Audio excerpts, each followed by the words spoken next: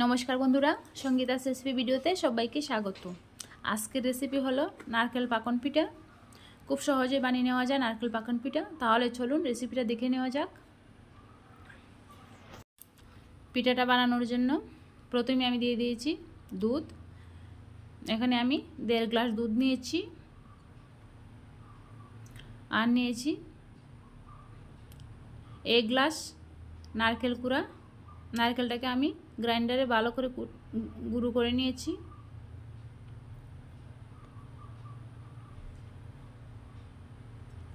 এক গ্লাস নারকেল কুড়া দিয়েছি। এবার নারকেলটাকে দুধের সঙ্গে খুব ভালো করে মিশিয়ে নিতে হবে। তারপরে দিয়ে দেব চিনি, পরিমাণ মতো চিনি দিয়ে দিয়েছি। 4 চামচের মতো আমি এখানে চিনি দিয়েছি। মিষ্টিটা আপনাদের পছন্দ মতো দিতে পারেন। এখন আমি ভালো করে মিশিয়ে নিয়েছি। দেখুন দুধের সঙ্গে চিনিটাকে।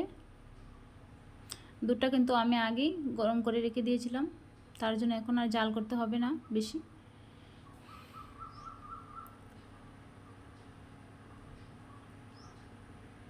দিয়ে দিচ্ছি অল্প একটু লবণ।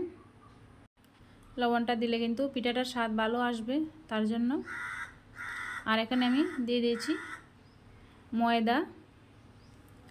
আমি 1.5 গ্লাস দুধের জন্য আমি 1 গ্লাস ময়দা দিয়েছি। এখন ময়দাটা দিয়ে ভালো করে মিশিয়ে নেব দুধের সঙ্গে। এখানে কিন্তু গ্যাসের আঁচটা একদম লো রাখতে হবে, না হলে কিন্তু ময়দাটা দলা পেকে যেতে পারে।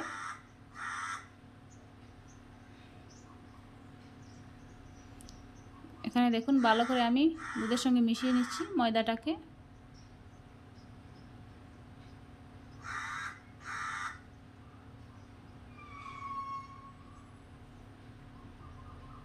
ময়দাটাকে খুব ভালো করে মিশিয়ে নিয়েছি দুধের সঙ্গে। এখন আমি গ্যাসের আঁচটা বন্ধ করে দিয়েছি।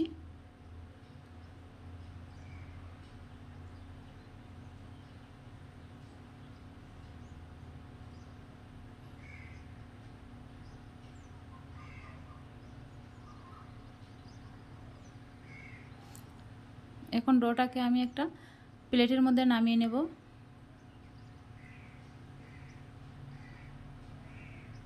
দেখুন প্লেটের মধ্যে নামিয়ে নিয়েছি। এখন আমি ডোটাকে রেখে দেবো কিছুক্ষণের জন্য, যাতে অল্প একটু ঠান্ডা হয়ে যায়। ডোটা দেখুন একটু ঠান্ডা হয়ে গেছে। 10 মিনিটের মতো রেখেছিলাম।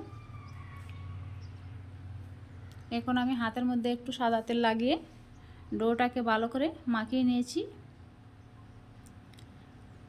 এখন আমি ডোটা থেকে ছোটো ছোটো লেচি কেটে নেব। ছোটো ছোটো করে লেচি কেটে নিয়েছি। দেখুন এখন আমি পিঠার শেপগুলা দিয়ে দেব। আমি কোনো সাজ দিয়ে বানাবো না, হাত দিয়ে বানাবো। দেখুন প্রথমে গোল করে নিয়েছি,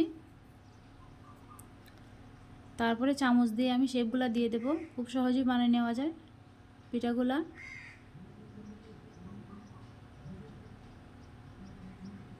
দেখুন চামচের সাহায্যে আমি শেপগুলা দিয়ে দিয়েছি খুব সহজেই। আপনারা চাইলে যে কোনো শেপ দিতে পারেন। আমি এরকম করে দিয়ে দিচ্ছি। দেখুন কত সহজে হয়ে গেছে।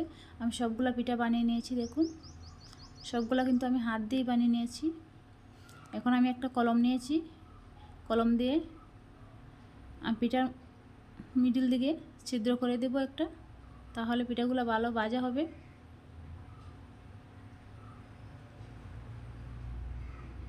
আমি সবগুলা পিঠার মিডল দিকে ছিদ্র করে দেব।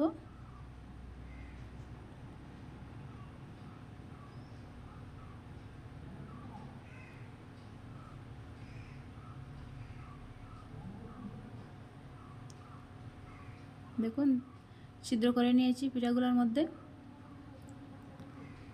এখন আমি একটা শিরা বানিয়ে নেব আগে।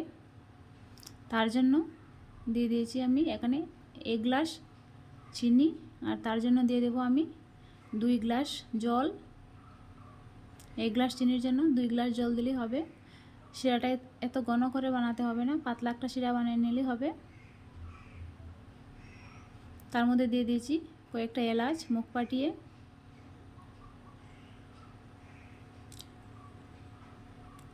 চিনি শিরাটাকে প্রথমে জাল করে নেব। দেখুন জাল করে নিচ্ছি। এখানে কোনো আটালো ভাব হতে হবে না, জাস্ট একটা শিরা বানিয়ে নিলেই হবে।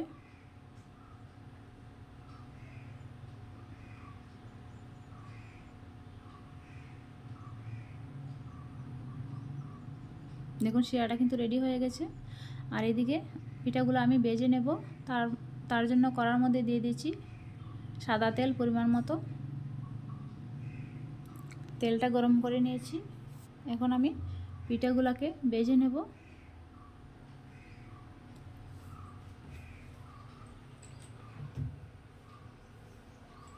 পিঠাগুলো আমি দিয়ে দিয়েছি কড়ার মধ্যে। দেখুন এখন পিঠাগুলোকে আমি লাল লাল করে ভেজে নেব। গ্যাসের আঁচটা কিন্তু মিডিয়াম রাখতে হবে।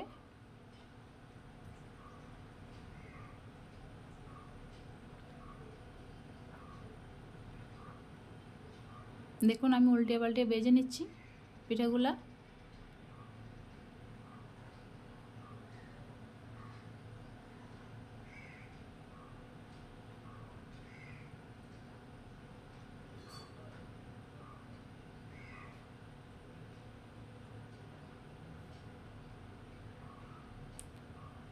দেখুন পিঠাগুলো আমার ভাজা হয়ে গেছে।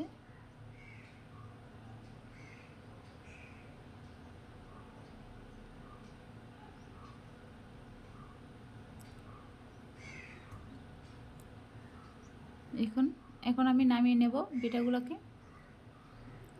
নামিয়ে শিরার মধ্যে দিয়ে দিয়েছি।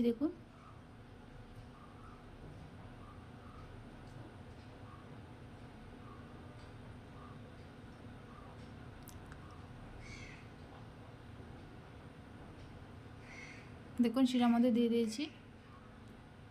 এখন আমি বাকি পিঠাগুলোকেও ভেজে শিরার মধ্যে দিয়ে দেবো একইভাবে। এখানে শিরাটা কিন্তু আমার মোটামুটি ঠান্ডা, বেশি গরম না, তার জন্য আমি গরম পিঠাগুলো দিয়ে দিয়েছি শিরার মধ্যে। দেখুন বাকি পিঠাগুলো দিয়ে দিচ্ছি শিরার মধ্যে।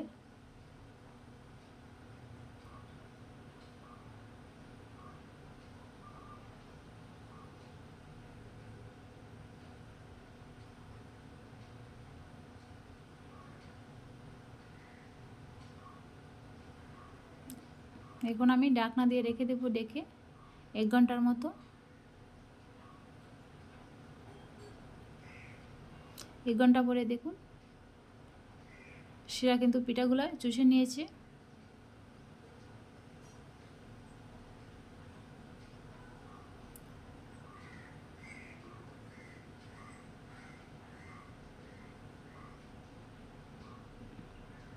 আজকের রেসিপিটা কেমন হয়েছে অবশ্যই জানাবেন বন্ধুরা। আর রেসিপিটা যদি ভালো লাগে তাহলে অবশ্যই চ্যানেলটাকে সাবস্ক্রাইব করে পাশে থাকবেন আর অল নোটিফিকেশন অন করে রাখবেন। যখনই আমি কোনো ভিডিও ছাড়বো সবার আগে আপনার কাছে পৌঁছে যাবে। ভালো থাকবেন, সুস্থ থাকবেন আর প্লিজ আমার পাশে থাকবেন। ধন্যবাদ।